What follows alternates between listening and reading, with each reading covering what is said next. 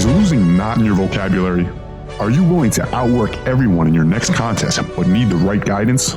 Drop those bad contest prep strategies and let New York Muscle Radio guide you on your journey to the stage. Whether it's your first show or you're going for that pro card, get a leg up on the competition with individual customized contest prep strategies. Visit NewYorkMuscleRadio.com and click on that coaching tab to get started.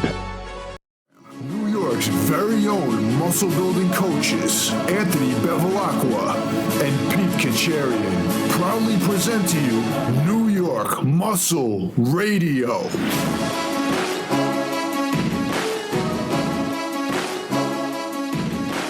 What's up, guys? New York Muscle Radio, episode number 109. It's your host, Anthony Bevilacqua, alongside my co-host, Big Pete Kacharian. If you're a new listener, welcome to New York Muscle Radio, the podcast that gives you all the real fitness advice without all that fluff and nonsense, scammy, salesman-type stuff. What's up, big guy? I'm kind of referring to that post you made on the New York Muscle Radio Facebook page. Oh, yeah. How did that post turn out? I haven't had a chance to really look at it, to be honest with you. You know, I think a lot of people try to stay quiet, but what I guess I should read the post, right, for anyone who hasn't listened to that. It's kind of long, but maybe you should read it since it's you speaking. Well, now I got to bring it up right now, so you got to give me a minute. So this guy's never ready, but I think it was a good post. You kind of ranted on the last podcast about it, and well, you know what? I'm not even going to bring the post up because I think it would be easier if people actually just hear it from my voice rather than what I wrote down a couple days ago. But I mean, basically, I made a post. It was somebody asked me about this topic, and I don't usually go and make posts on Facebook about this stuff because we talk about everything on the podcast. So I try not to just blast it everywhere because I'm not that type of person that loves to just. People like to be loud on social media. I'm not the type of person, but this one kind of, I don't know. I kind of hit a nerve, I guess. But yeah, because this whole industry is based around making money, unfortunately.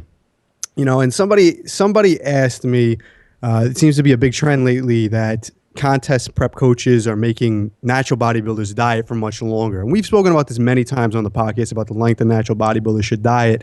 And the trend now is more and more and more and more. And while we agree more is definitely better than shorter, but there's definitely a point where you have to cap it because you get a point of diminishing returns. And these contest prep coaches are just stretching it out to like 6 months minimum.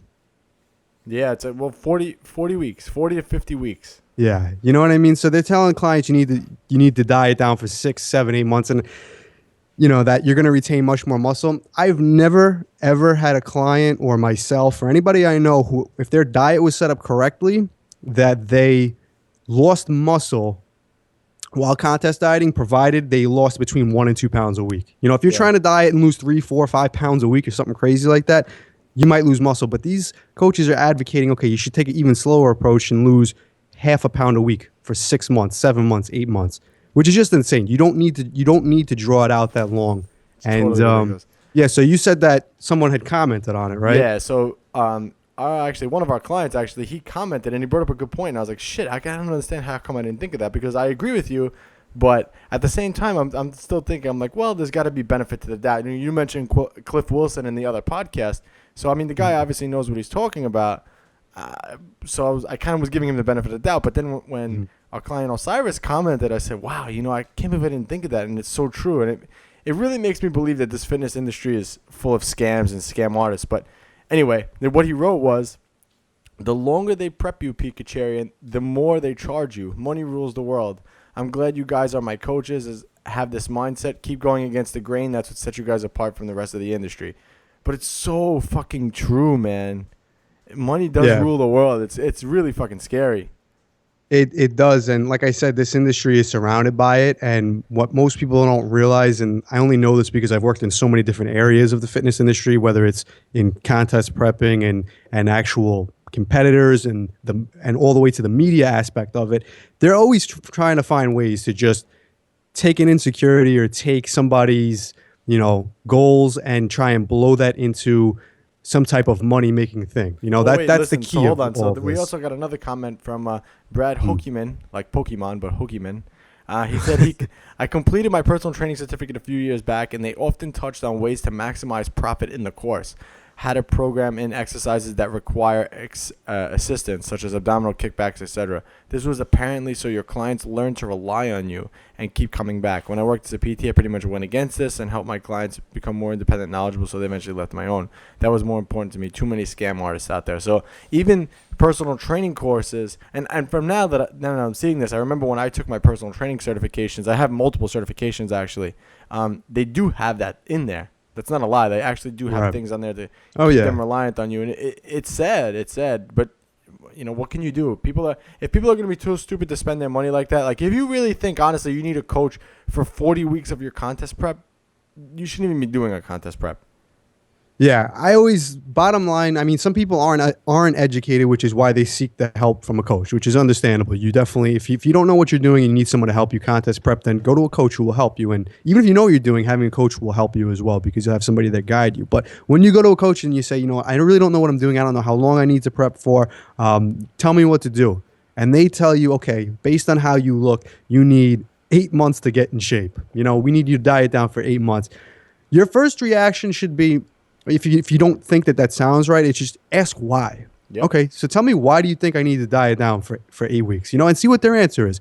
Oh, it's going to take you half a pound a week to get there. Well, why a half a pound a week? Just out of curiosity. And then most of the time, I really don't think they could give you a good answer. If they tell you half a pound a week is better than a pound or a pound and a half a week, that's a really bad argument, because I've never had a case where I've had a natural lose muscle losing more than a pound and a half a week, even 2 pounds. But I like to keep between a pound and a half. We've had people gain muscle.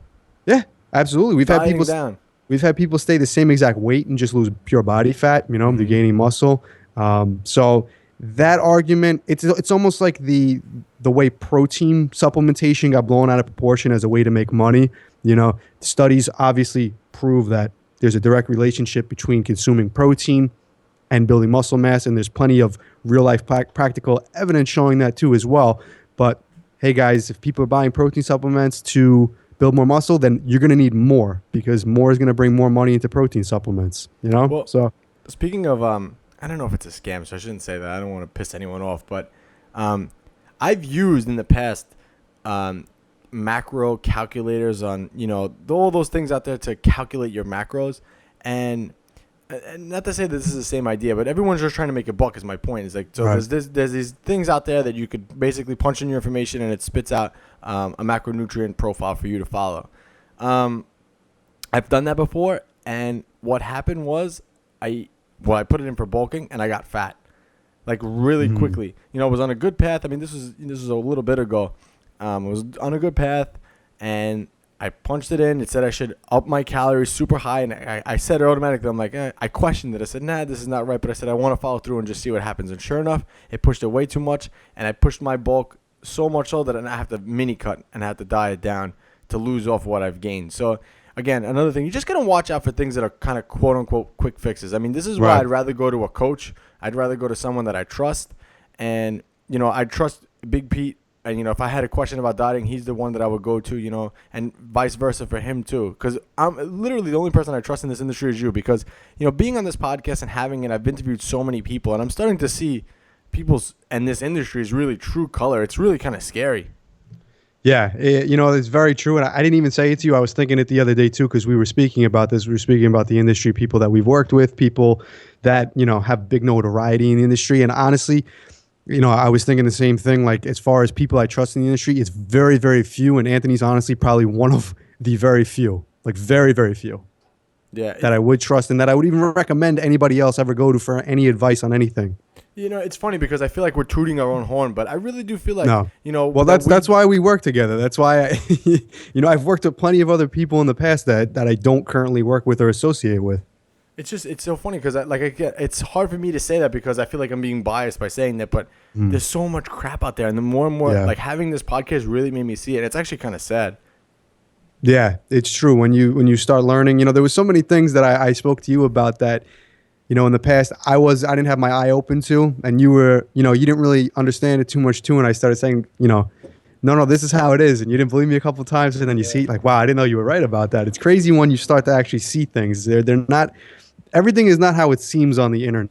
That's so true. You know what's funny is that, the arm experiment. I came to you with an idea, and you were like, "All right, I don't think you could gain that much. I don't think you can gain a full inch, but I think you can definitely gain some size in that amount of time." I'm pretty sure if I went to someone else and said that, I probably would have gotten a generic answer like, "Oh, that amount is not possible. It's just going to take you years to do." And I'm pretty sure the reason why that I would get that type of an answer was because, one, the person didn't know how to do it, and two, because they just wanted to keep me on as a client. Yeah, see, that's exactly what we're talking about. So we're the only ones reality. that tell the truth. I wonder if it's because we're from New York. We just don't give a fuck and we just tell the truth. Of course it is. I never had it in me. I've worked plenty of jobs in sales, and I'll even say it. I sucked at all of them because I don't have it in me. If I know I'm lying to somebody, I don't have it in me to be convincing about it. And that's a trait that you need if you're going to be very good in sales, unfortunately. I wouldn't say lying. Lying is like no. Well, it depends on what type of job you work, to be honest with you. But product, what I'm saying is, let's say you work you work a company in sales. Let's say you sell a beverage product or something, like you sell an energy drink or something like that. And you convince somebody that this energy drink sells for, these products sell out off the shelf. Everybody buys them. But okay, this thing, when you sell it to the person, it's going to sit on the shelf. How convincing can you be of that if you're not good at lying about it? I'm not good at it. So somebody asked me, well, how does it sell? Well, you want me to be honest or you want me to lie? I'm not the type of person. That's just me. So if somebody comes to me and they say, listen, I need to lose 50 pounds in the next like 2 months. Do you think I could do it? If I don't think you could do it, I'm going to be honest with you and say, listen, we need to work longer. If I think we could do it, I say I think we could do it. But I'm not going to say, listen, you know what? Well, you need 2 years to get there. Sign up with me. We'll get there in 2 years. That's just me, though. We've actually had some of our clients who wanted to do a show, and we've actually stopped them from doing it because we truly didn't believe that they would actually do good, and not for our own self-gain with that, but just because we didn't want the person to go in there with expectations of performing a certain way and not being there. And we're truly being honest with that, and the problem is a lot of people in this industry don't do that. So I don't know. On that note, let's move forward because this is turning into like a rant. Yeah, a negative rant. It's like a bad vibe right now on New York Muscle Radio, and we're usually very positive, upbeat people, and this fucking sucks. Let's shift gears a little bit. So let's tell everyone what you bought on Amazon. The quick find. That you got. Yeah. So this was a quick find. This was pretty cool, actually. So wait. So hold on. Let me just back up a little before you tell the story. So my co-host is a cheap fuck. All right, I'm just gonna put that out there. He's a cheap bastard. So go ahead. I think we're both cheap bastards, honestly, man. Yeah. I mean, he's talking about me being cheap, but he goes. I want you to be cheap, and I'm trying to explain that you're going to be cheap in a different way. You're not a cheap. I don't know. Is that the right word? Is that the right way to say it? You're not cheap, but you'll pinch. When I don't like to waste money. So no one likes to waste money. You're not a cheap fuck. That's the wrong way. Nah, you're a cheap fuck a little bit. Oh, whatever. I'm a cheap fuck. So. So to back up the story a little bit too, anybody who hasn't listened to the story when we went to the trip to Ohio for the Arnold Classic, if you one of the episodes we spoke about it, but somehow, long story short, can I post that video up on New York Muscle Radio's Facebook page? Can I please post that up? I'm posting it up. All right, wait. It depends which one. If you I'll find one that's censored. Yes, you use your discretion. All right. If Anthony posts any type of incriminating thing about me that makes me look bad, it's him throwing me under the bus. So you guys know. Anyway, so long story short, if you didn't hear the story, I'll give you the end of it. My clothes and some of my lifting gear got soaked in toilet water in our hotel room. So since Ohio, I have not had my good, thick, heavy pair of lifting straps because I had to throw them out. Since March, it's July. Yes. Well, it's August now, pretty much. I have not gotten around to buying a new pair of lifting straps because I don't know, maybe I'm just lazy and maybe I'm cheap. Maybe the combination of both, whatever. But I had an old pair, like the free ones you get off of bodybuilding.com if you order something. Yeah.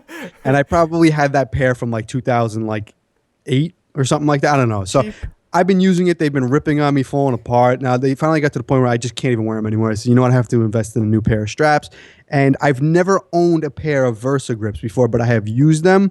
I think they're pretty good. They're definitely a lot different than old traditional straps. So I said, if I'm going to spend a little more money on a good pair of straps, because I like to buy the thick ones. I don't like those free ones. They don't really work well. I'll just get Versa grips. So I go and I look and I see the price $55 again, and I'm like, I really don't want to buy the Versa grips. Now hold on. In Ohio, when we went to the Arnold Classic, they were giving us a deal.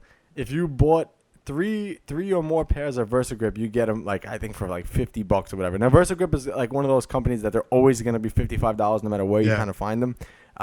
So I needed a new pair, he needed a pair, and our other friend who was with us needed a pair. So we were all going to buy them, and we just never went around to. Why did we never go back and buy them? Or you just like you weren't sure if you wanted them? Yeah. Well, I didn't want to pay $50 for it, even if that was the deal. To be honest with you, I can't spend 50. I mean, I can't rationalize paying $50 for a pair of straps. Anyway, That's just me. Go ahead. So I was on Amazon, and then I was gonna buy a different pair of straps, and I came across something called Cobra. I think they're called Cobra. Are they Cobra grips or Cobra straps? I believe they're Cobra grips. They're made by a company called Grip Power Pads, and they look identical actually to. Well, I shouldn't say look identical. They're very similar in design as a VersaGrip, except for they look like an actual Cobra, the top of it, which is like pretty. The hood. Yeah, the hood is a Cobra. It's pretty cool. So I said, oh, what are these? They're $35. I immediately said, all right, if these things work the way a VersaGrip does and it can perform the same way and not break on me, I will pay $35 for these. That I could definitely pay $35 for. So I bought a pair of them. I just got them in the mail today, actually. So I was telling Anthony about it, and he wanted me to bring it up because he thought that was funny that I paid $35 instead of $55 and went with the Cobra straps instead of the VersaGrips. But the Cobras, honestly, I put them on. They fit really comfortably. They're really thick and they feel really heavy duty. I have to test them either tonight or tomorrow with some heavy weight because I want to see how they hold up with the heavy weight. I'm curious how you're going to like them in general because I've seen them before. I haven't purchased them, but I've seen them before, and they're pretty similar to the VersaGrip. And the old straps you used to have were so thick. They were like the old Ronnie Coleman ones. I love those things, though. I don't know had that how you use them because years. they added like 2 inches to the grip. Oh, it was so thick, man. I love those things. They were great. They were heavy duty. I had that one pair for years, and nothing ever happened to them. I had actually I had a cushion I sewed into the inside of it too. They sell those actually. If you order custom wrist wraps, you get a cushion on the inside too. I sewed mine on myself, and it lasted. This is why I call him cheap. It lasted me about 3 years, and they didn't break. They didn't break. You sew? I guess I know how to sew enough to put a cushion on the inside of a pad. That's all. I guess so. But yeah, so I'm gonna try these things out, and I'm gonna see because I like people who come up with ideas. Okay, don't make me spend $55 on a pair of straps. You know what I mean? So I'm giving them credit just for coming up with it. I have to try them first before I give it the full approval stamp. Yeah, but are they the same? They're the same like length and stuff as the VersaGrips, though, right? I don't have a VersaGrip in front of me, so I have to compare them. I mean, you've used mine some before. people on the reviews said that the Cobra is a little bit longer, so there's a little bit more material to grip around the bar. But I have to see because there's only a one size in the Cobra, and I know the Versa there's a few different sizes depending on your wrist size and everything like that. But pretty big. It's not small, that's for sure. Yeah, the only thing that's different from what I could see from a VersaGrip is that the hood part of it where the strap is a lot bigger. So that must take up a lot more of the dumbbell. So it probably is a little more comfortable on your hand when you hold on to it. Yeah, I would think so. Honestly, I put them on and I didn't, like I said, I didn't use it with heavy weights in the gym yet, so I don't know. But just putting it on, it really felt pretty comfortable, and it felt like it'll be a good piece of equipment for the gym. So Pete's so excited he saved a little bit of money. So if you guys are cheap like Pete and you don't want to spend the $55 on the VersaGrips, you could check those out. And I'll link to that in the show notes. So if you guys want to pick up a pair, you could head on over there to NewYorkMuscleRadio.com, click on that episode tab, and it will be there. The Cobra Grips. All right. So we're going to move on to the shout-outs portion of today's podcast. And again, today's shout-outs, I'm going to read some of the reviews from iTunes. So again, if you guys haven't left us a 5-star review yet on iTunes, please do so because it definitely helps the channel grow. And like I said, I shout these out every once in a while. So if you want a shout out, you could do that. Head on over to our Facebook page, facebook.com/NewYorkMuscleRadio. Like it, and you could work your way up to getting a shout out. So again, let's read some of these through because I was reading the other day and I was laughing. I thought they were pretty funny. So Joshua Kutrelis, he wrote, I look forward to every episode. I listen to these guys during my morning low-intensity state cardio. Great entertainment, education, and no BS. The next one, one of the most knowledgeable podcasts out there, Tom Merck. I've learned something new every episode, and my nutrition and training have gotten better with a good base of knowledge from the podcast. No BS learning environment, and in my opinion, it actually like a more teachable school, likable school for gym goers with reliable sources. Keep the episodes flowing, guys. Next is Aesthetic Kalina. She says, informative and entertaining. These guys know their stuff. They cover a wide range of topics from dieting, weight loss, to building muscle, busting exercise myths, and bodybuilding competition prep.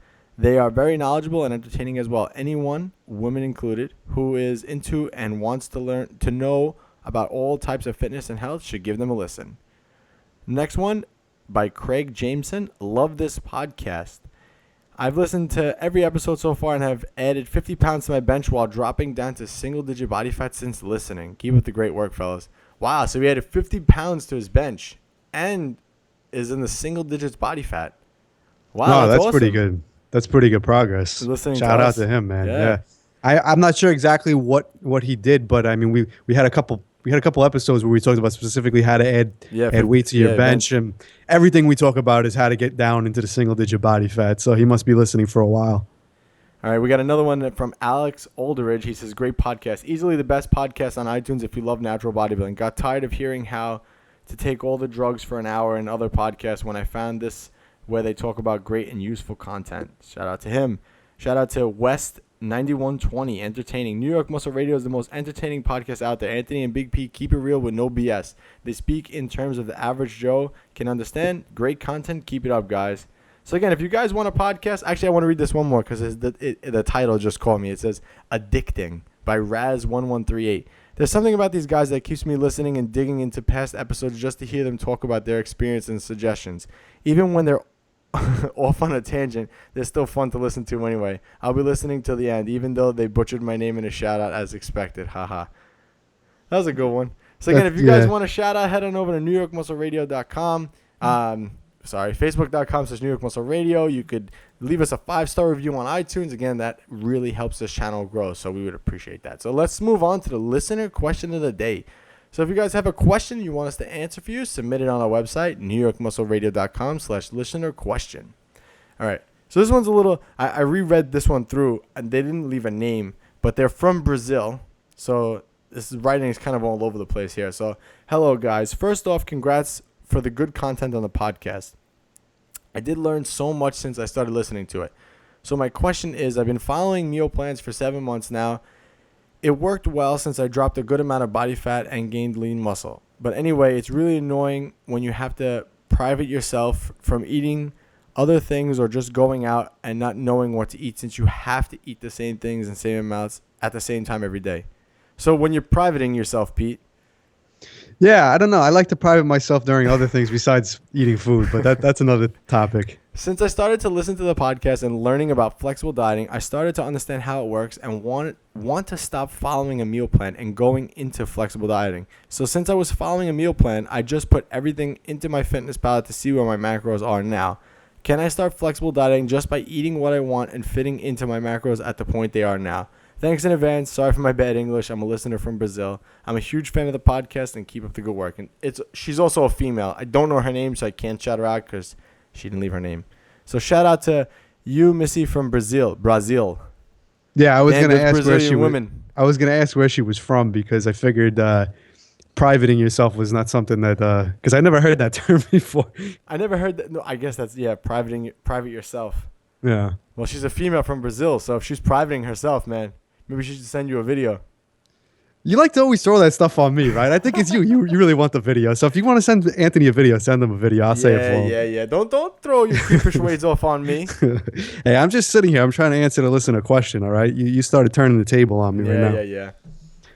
Anyway, the short answer to that is pretty much yes. We could definitely elaborate on that a lot. But I think that she has a really good grasp of exactly what she needs to do because that's really what flexible dieting is. And that's an easy transition because since she was following a meal plan and she knows the macros and the calories of her meal plan, the next step is pretty much like she had mentioned, just switch over to eating the foods you want fitting those macronutrient ratios. Yeah. And I don't think we really have to add anything to that. I mean, if you're dieting she didn't mention if she was dieting or gaining right now. I mean, I don't know because it didn't say, but if she's dieting, you may want to add in a refeed day in there. Again, that's going to depend. It's a hard answer to give without knowing any stats or any information. So what you could do is head on over to NewYorkMuscleRadio.com, pick up Cracking the Flexible Dieting Code, which is our signature ebook on New York Muscle Radio, and we'll give you all the formulas you need there to take where you started now and get you further along and get you into, well, you're a female, into the low digits of body fat and keep you on your way. Yeah, and if you haven't, if this is the first time you're ever going based off of just a macronutrient ratio rather than a meal plan, there's going to be a little bit of a learning curve. You're going to have to understand which foods have protein, carbs, and fats, and which ones have trace carbs and trace protein and trace fats. So you're going to have to, because a lot of times meal plans don't account for stuff like that. So that's going to be the biggest change for you. If you eat, chicken or turkey, just know, okay, there's going to be trace fat in there. If you eat, brown rice, there's going to be trace protein in there, and etc. So just remember that stuff when adding it all in. All right. So that was a listener question. Again, if you guys have a question you want it answered, head on over to NewYorkMuscleRadio.com and click on that listener question. What's up, New York Muscle Radio listeners? It's your co-host, Big P. Kacharian, and I'm glad you're all listening. Put down that tilapia and asparagus. Learn how to get bigger, stronger, and leaner eating what you want. Pick up a copy of Cracking the Flexible Dieting Code exclusively at NewYorkMuscleRadio.com. But for now, let's get to the show. Hey guys, it's your host, Anthony Bevilacqua, and I just wanted to announce that my brand new personal training facility is now open. I'm currently taking on new clients in the Long Island, New York area. If you're interested in working with the best personal trainer in the business, head on over to abfitnesstrainer.com and sign up for your free consultation. Then you can understand why bodybuilding.com has named me Personal Trainer of the Month. So let's get right into today's podcast, man. So how to maximize testosterone naturally. So this was actually a question that we had received on a previous podcast. It was a listener question today. They suggested this podcast, and I actually like the topic. I actually think it's a good topic. It's very important for men and for women, actually, because testosterone is the key to gaining muscle. And since we're naturals listening to this, we're not enhanced athletes in any way. It's very important to keep your testosterone levels maximized. Now, for a woman, on a different scale. So a man, let's just put it this way. If a man has a lower end of testosterone, let's just say it's 200 units of testosterone. That's a man at the lowest. A woman at the highest level would only have, I believe, around 20 nanograms per deciliter. So there's a huge difference there between a low end on a male and a high end on a female. So this is why when women work out naturally, they never look like a man. When women want to pick up weights and, they want to work out and I don't want to get bulky, that's all BS. You never, even if you really maximize all the testosterone your body can make, you can never build enough to look like a man. So that's just a little side note there, but I wanted to touch on that since we're talking about testosterone. But so again, let's start off. What is testosterone? So testosterone is the male hormone responsible for building muscle in the body. Simple enough, right? For bodybuilding purposes, yeah. I mean, it's characterized more by the male sex hormone, but in terms of bodybuilding and building muscle, that's really what you need to know. It's one of the most, if not the most important hormone in your body for being able to build and maintain lean muscle mass. Yeah, we cut out all that other BS. Who cares about regular health? It doesn't matter. we're getting right to the point with this one. Yeah, as far nobody's interested on. If they ask this question on this podcast, they're interested in maximizing or having an optimal testosterone level for the purposes of building muscle. All right, so what do we do then in this case if we want to maximize and maintain a high level of testosterone throughout our career? So what's the most important thing? So you want to touch on cholesterol first then, big guy? Yeah, well, so there's going to be a few different things. Cholesterol is going to fall into the nutrition category, obviously. So you're going to have your nutrition, you're going to have your lifestyle habits. And, those are probably the two biggest things that you're going to need to maximize it: nutrition, supplementation, and lifestyle habits. But as far as nutrition, there's really only a few things that really play a major role in optimizing testosterone and testosterone production in general. A lot of people, like we kind of mentioned, this is actually good that it fits in with this podcast. In the beginning of this episode, a lot of stuff in these industries focused around making money. So everybody knows the importance of testosterone in building muscle. So obviously, if there's a way that people can claim that you'll build more muscle with more testosterone with this product or this supplement, that's going to be, something that a lot of people take advantage of. And there are plenty of products out there that advertise that but don't really do much. So the stuff that actually does matter is going to be your nutrition. Like I said, cholesterol is going to be one of the most important parts of that. There's a direct relationship. It's been shown over and over again that that cholesterol in your diet does affect your testosterone levels. Now, the one thing you really need to know is that if you have low testosterone and you do eat more cholesterol, it can absolutely help you raise it, but there's not going to be this super physiological effect of eating excess cholesterol. That's the one thing you need to know. There's always going to be a natural ceiling of testosterone. So the most you could do is maximize it. You can't keep increasing it beyond what your maximal level is. So cholesterol in the diet will absolutely do that. I don't think it needs to be you don't need to eat an excess of cholesterol, but I do recommend when you're dieting to make sure that it's not taken out of the diet. I think it's more important to state that not taking in cholesterol is going to have more of a negative effect than eating excess cholesterol is going to have a positive effect. I actually wanted to touch on something going back a little bit to testosterone because you mentioned the high-end range of stuff. My dogs are fighting here, so if you hear them growling, that's what that is.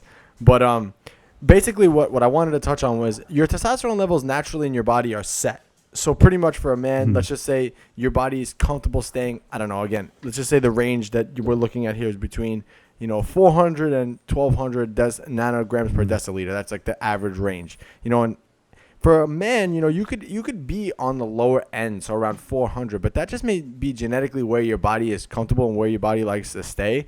You can maximize that and try to bring that up as much as possible naturally. Is it going to make as much of a difference building muscle? Maybe not. Testosterone is not the only key ingredient in, gaining muscle. So again, wherever you're going to sit naturally, if you get your testosterone levels checked, that's usually pretty much where you are naturally, unless you're dieting. So if you're bulking and you get your testosterone levels checked, that's usually where your body likes to sit. Some guys can sit comfortably at around 700 nanograms per deciliter. Others can sit comfortably lower. Others, like we learned on the Bodybuilding Nerds, VJ, he sits higher on that level. He's at the highest end you can go to it. But as you can see, he ended up going on hormone replacement therapy. So it's not always, it's never a static thing. Testosterone is never going to stay there. But genetically, you have a certain limit to where your body wants to stay. Yeah, more or less. That's where that's a good point to make, because out of this, what you're going to take away from this is you want to get your level to that level and keep it there. That's the biggest thing. You're not going to be able to do something in terms of nutrition supplementation unless you're using illegal substances, obviously. But the stuff that's available to you naturally, you're not going to be able to do anything to take it above and beyond that range, at least not to a big degree. Yeah. I just wanted to touch on that because a lot of people think that, I went and got my testosterone levels checked from the doctor and it's at 500, that's terrible. Right. I'm not going to gain any muscle. That's not necessarily the case. And yeah, you could take a supplement or you could listen to what we're going to say in this podcast and you could probably bring that level up, that much more. Is it going to make much of a difference at that point? I don't think so. Right. Yeah. And I'll just use myself as an example. I've spoken about this on the podcast before. I had blood work done before a contest one year and my levels were, I believe at the time, they were like just under 800. They were like 779 or something like that, which is good. T, man. It's good. Yeah, it's good, and it's in the higher end of normal. It's not the highest it can go, but it's in the higher end. After a contest, which normally you will suffer if you diet down to that lean level body fat, you can. Don't keep going. We're going to go over that. No. It can affect it. They lowered slightly. I believe they were at like 690. It didn't crash. It was not considered low, but it's just to show you that it can fluctuate a little bit here and there.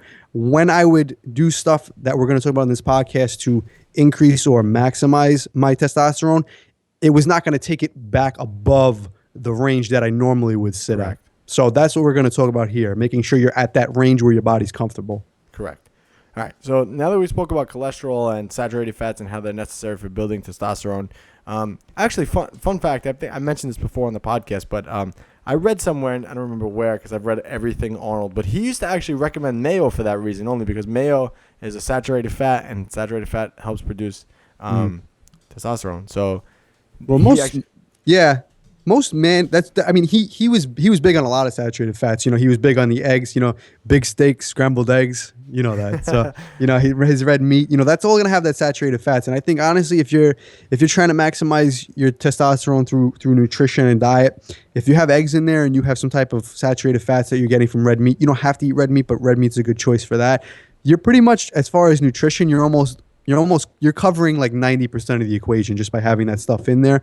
You know, that's going to be the most important. It's not going to be the only thing.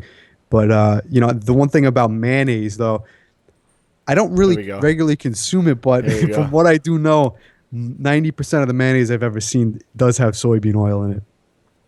I think mayo, I forget how you make it, but isn't it whole eggs? It's whole eggs and something else. I forgot what the other ingredient is.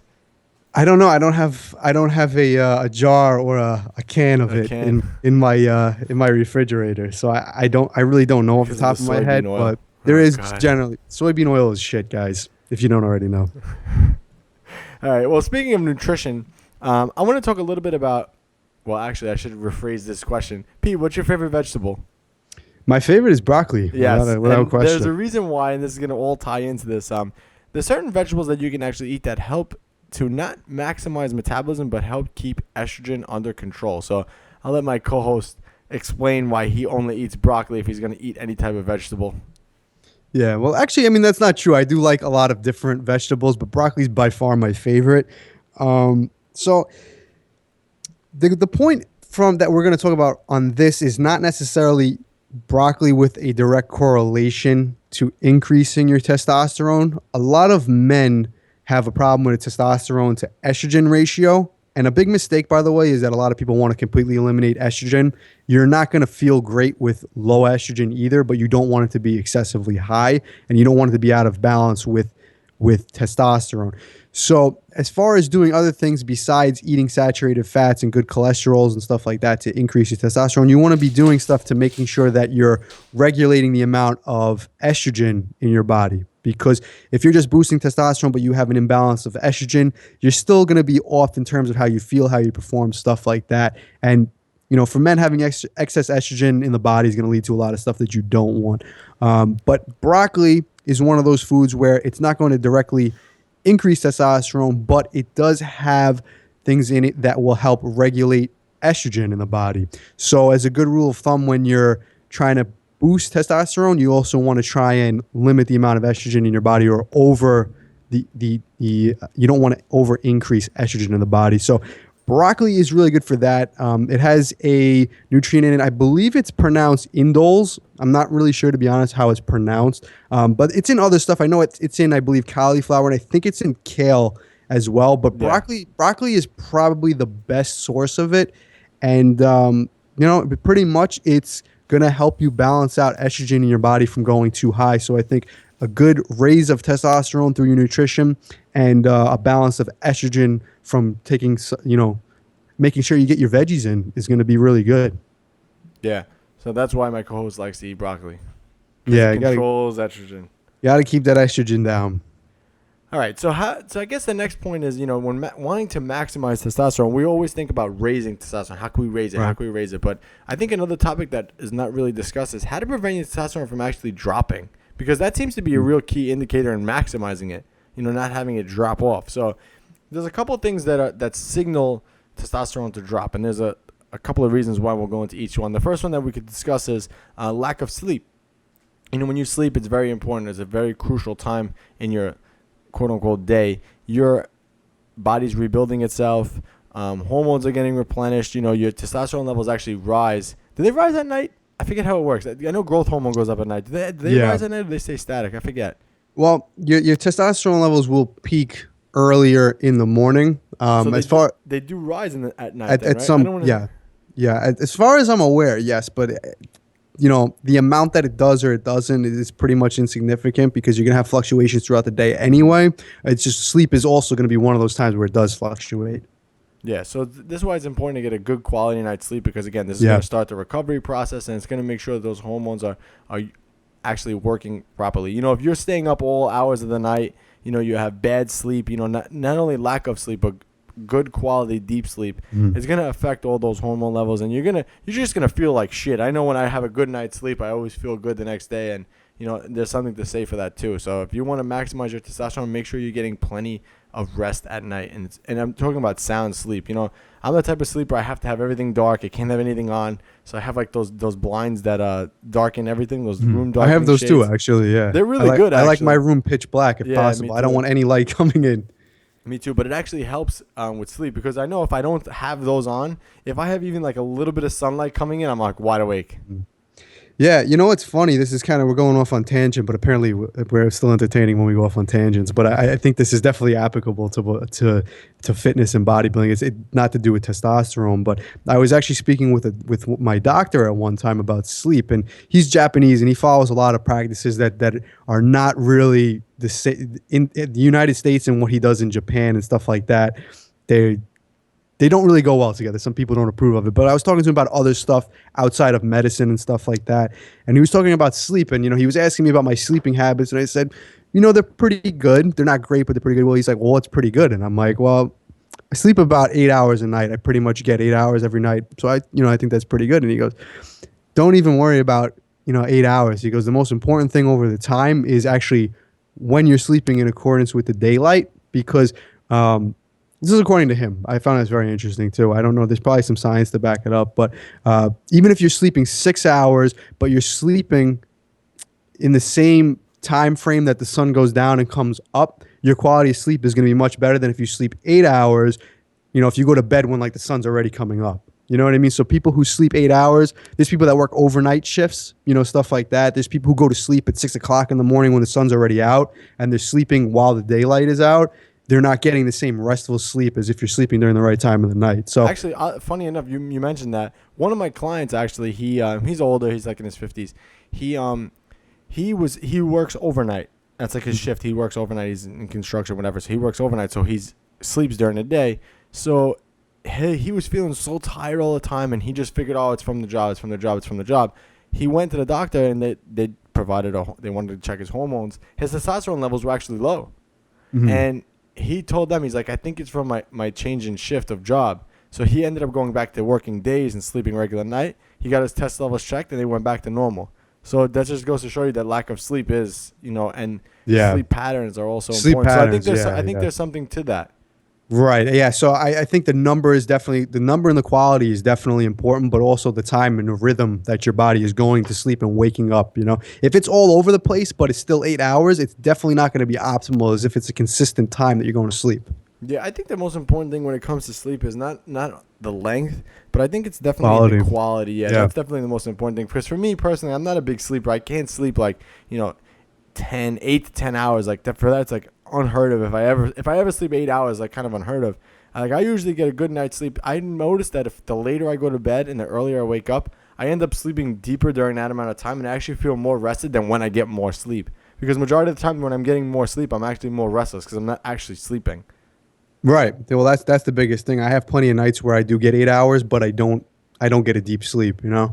Yeah. So this just goes to show you that sleeping is very, very important. Yeah. I know we're talking about sleeping a lot, but honestly, out of a lot of the stuff we've mentioned so far, sleeping is gonna be that important compared to some of this other stuff. Well, if you don't have that down, a lot of this other stuff's not gonna work. Yeah. So I guess in that sense, if your job or whatever doesn't allow you to get a good quality night's sleep, or you just can't for whatever reason, just try your hardest to maximize your sleep as much as possible. Like for me, like I said, if any bit of sunlight's in my room, I know I'm going to be awake. So maybe I purchased the room darkening shades, and that really helps because it keeps the room dark. Maybe you're the type of person that sleeps better in a colder environment. So maybe you need an air conditioner in your room. Maybe you need to keep the air conditioner on year round to stay cool. You got to just play around with what works better for you as far as sleep goes. Maybe taking a shower before bed, whatever it would be.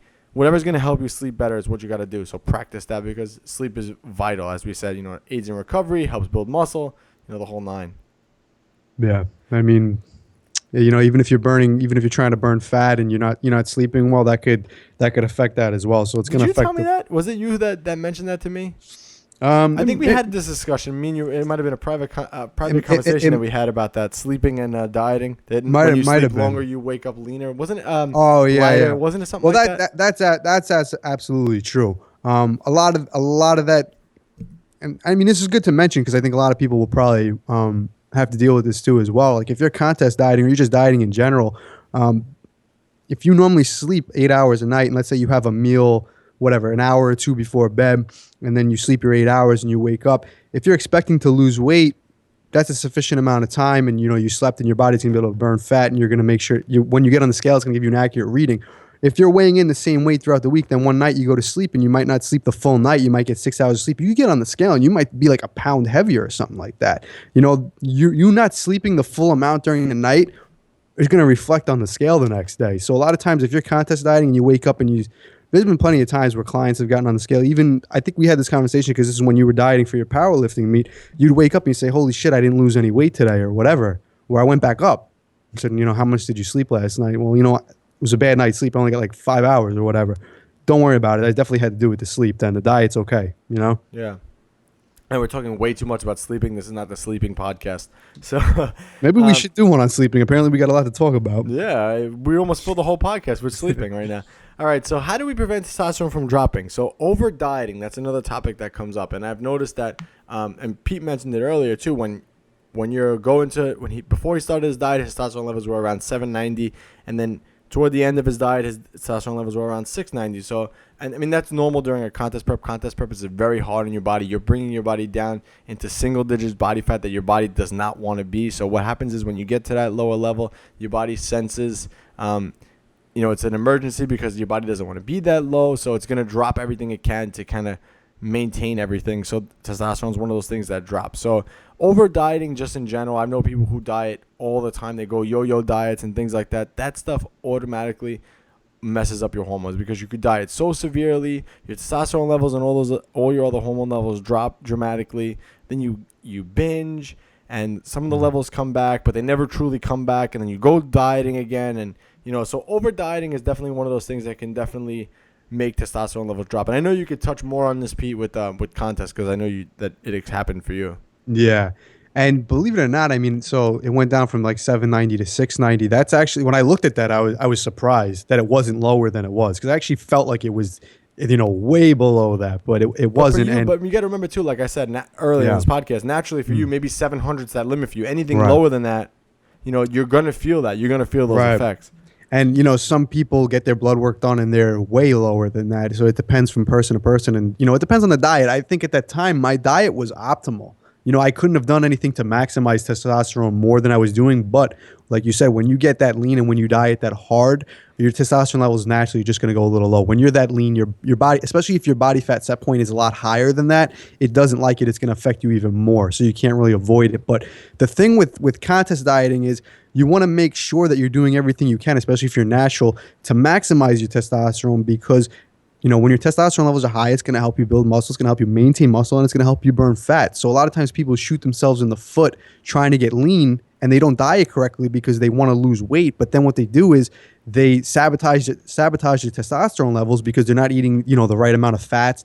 Maybe they're taking too many carbs out of the diet, which I mentioned can actually affect your testosterone levels too by not consuming carbs.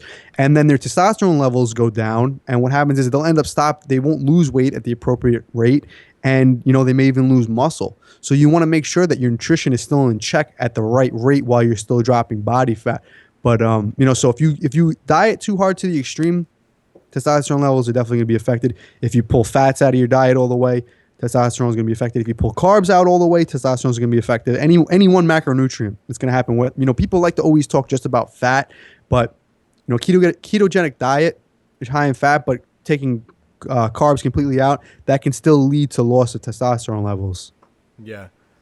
And also, I mentioned it too, when you yo-yo, so pretty much if you go on a ketogenic diet, you take all the carbs out, and then you add the carbs back in, you binge, then you go back on the diet, you get off, you go back. That cycle right there messes up a lot.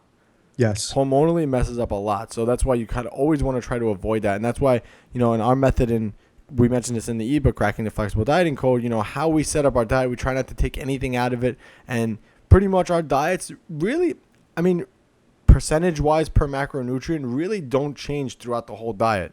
Not to say that we follow percentages per se, but let's just for argument's sake say we did 40, 30, 40, 40, 20. For argument's sake, that's what our diets quote unquote consists of. we pretty much keep that same percentage throughout the whole diet and into the off season, into reverse dieting, so it's always kind of the same. We make progressive changes as we go. It's never going to be, take all one out, add this in, because that's what really messes up your body. But yeah, absolutely. The bottom line, when you have to think about something, okay, if I'm doing any type of drastic change to my body, just if you're questioning, okay, will this affect my testosterone, improve it or decrease it? If you're doing any type of drastic change, you can bet your body's probably not going to like it. Now, I want to shift over to overtraining, training wise. I don't have any hardcore based evidence for this, but I really feel like that if you enter a powerlifting meet, you go into, and when you start the meet, I would love to do someone's blood work at the beginning of the meet prep and at the end right before, because I definitely feel like when you get into that really serious overreaching phase, you just feel like absolute shit. Your testosterone levels have got to have dropped. I'm not 100% sure on that, so don't quote me on that, but I'm convinced, because when you're training for me especially, when I've trained for a powerlifting meet, I thought I knew what overtraining and overreaching was before that, but it's not until you actually do a powerlifting meet do you actually know what that feels like. And when you go through that very hard, strenuous training routine, it really does affect your body. You get tired, so I'm pretty sure your testosterone levels drop from that. I don't want to say that it's 100% sure, but overtraining in general definitely will have your testosterone levels down, not maximized. Yeah, I agree with you. I haven't seen any proof. I don't know if there's any studies on it where people had blood work done before and after meet prep. But as far as how you feel, I don't know, because it's only 3 months. That's kind of too short for a real swing in hormones there. But it's definitely going to be lower after 3 months. Anyway, one of my clients, he's on hormone replacement therapy, and he's just regular. I think he gets a shot every 2 weeks. And he's an older guy too. He's in his 60s, so he basically goes and gets his testosterone and whatever checked. So he told the doctor that, toward the end of his shot, he feels like unplugged almost, like he doesn't feel like jacked up like he does when he first gets the shot, because obviously when you get hormone replacement therapy, when you first get your shot, your levels rise and then they drop off over the course of 2 weeks. So he goes every 2 weeks. It's kind of how it works from that's like mimicking his real cycle. So he asked the doctor what he could do in order to stop that dropping off feeling. So the doctor told him, he's like, well, are you working out? And he goes, yes, I'm working out. I work out, 3 times a week with weights, which is what he does. He works out twice with me, and then he does one on his own. So the doctor told him, well, don't work out as hard, and maybe only work out twice a week, and that'll help keep your levels higher. It's like, what? So I think there is some evidence to show that, hard training does bring down your testosterone. But remember, you have to train hard in order to build muscle. Right. So it's like a catch-22 there. Yeah, absolutely. And I think that's with a lot of things. And what I meant to say before was that there's definitely been a direct correlation, even from one session of weight training to showing afterwards the elevation in cortisol, which cortisol is a stress hormone. It's definitely going to come. It'll come from stress in everyday life. It'll come from stress in hard training sessions. And cortisol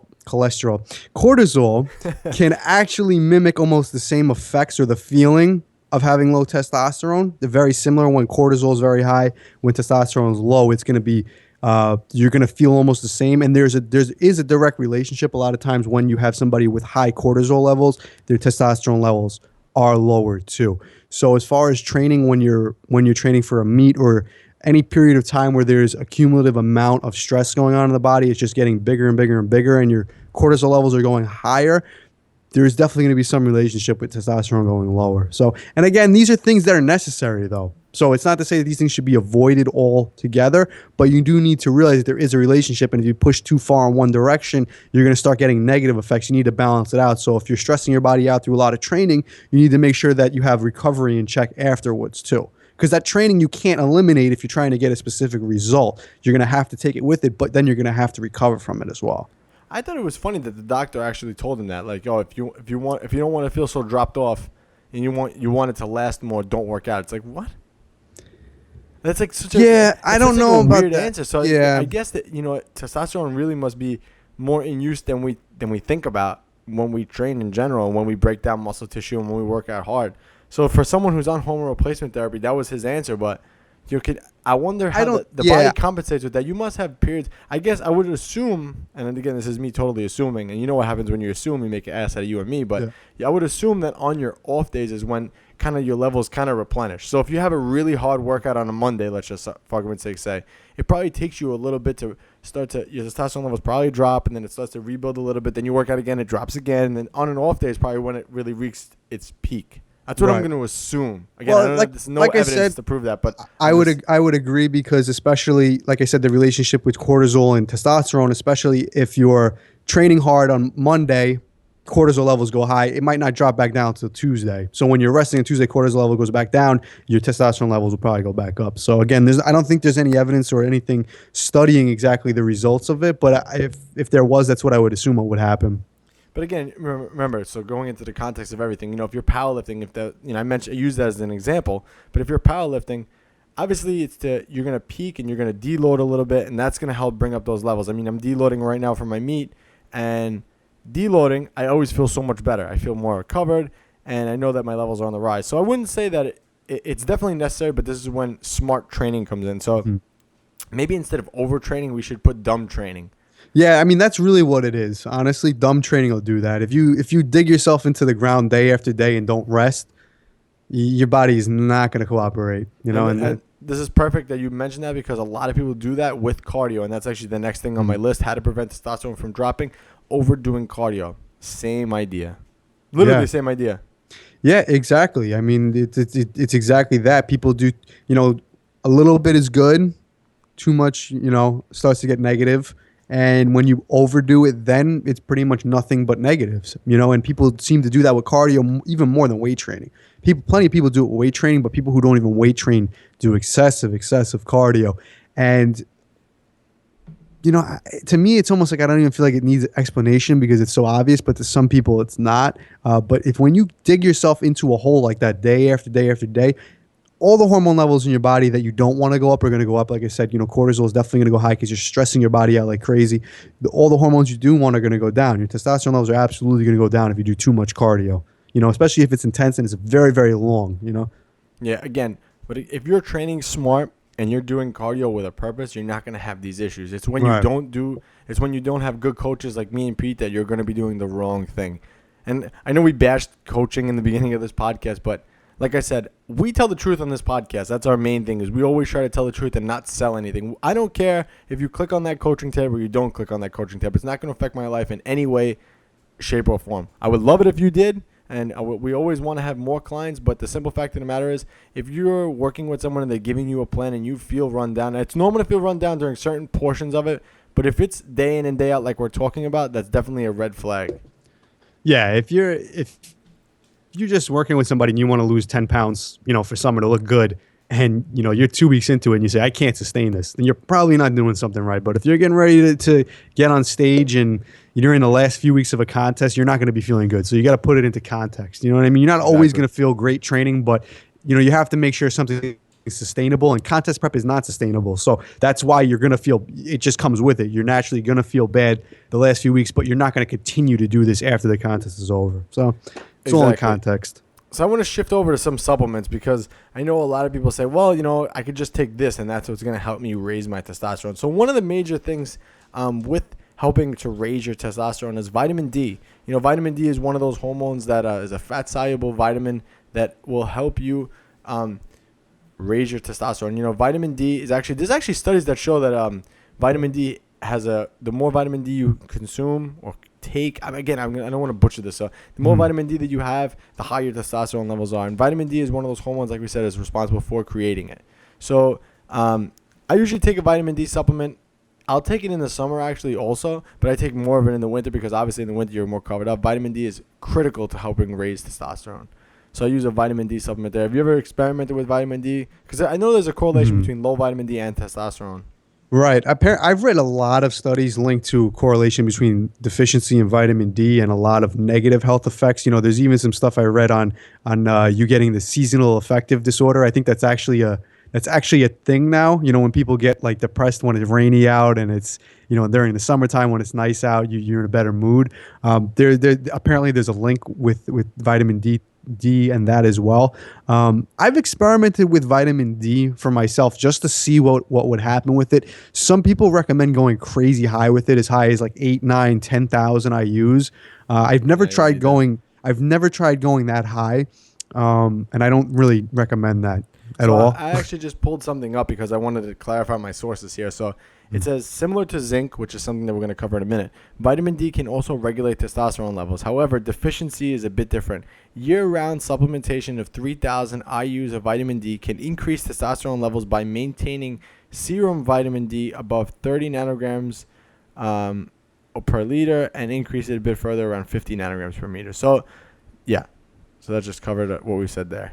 Right. So, depending on what you're supplementing it for, if you're going to use it to increase your testosterone, like I said, when I used it myself, I use between 1 and 2,000 IUs a day, which, if I had a deficiency in vitamin D3, should have definitely improved it. I don't know if I did. I don't think I did. But I didn't notice anything in terms of my testosterone levels increasing or anything like that. They always seem to hover right around the high 700s.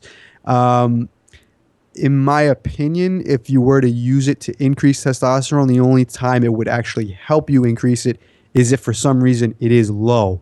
It will help you bring yourself back up to the high level. So if my testosterone levels were lower because of a contest prep or something like that, and I was transitioning back into an off season and I needed to do things to help supplement and bring it back up to my optimal levels, vitamin D3, as far as the studies and everything that it shows, the evidence shows, should help with that. But if your testosterone levels are already pretty much maximized, I don't personally feel that it's going to help you take it beyond that level. So actually what I read before was from examine.com. So if you guys head on over there, you could actually read this. But I want to read this through because I think this is funny and this is fitting for you, big guy.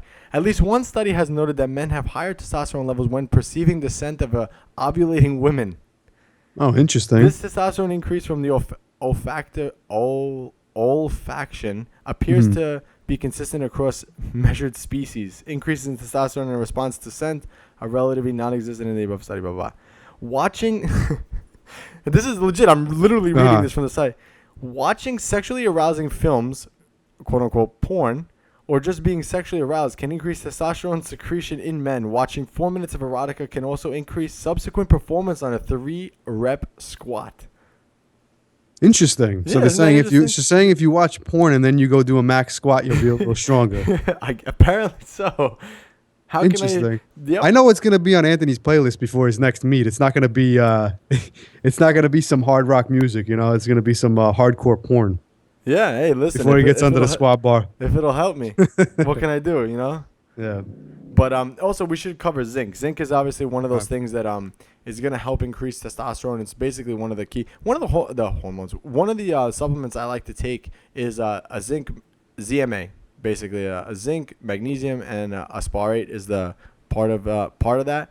I actually like to take ZMA. It helps me sleep deeper during the night, and zinc is one of those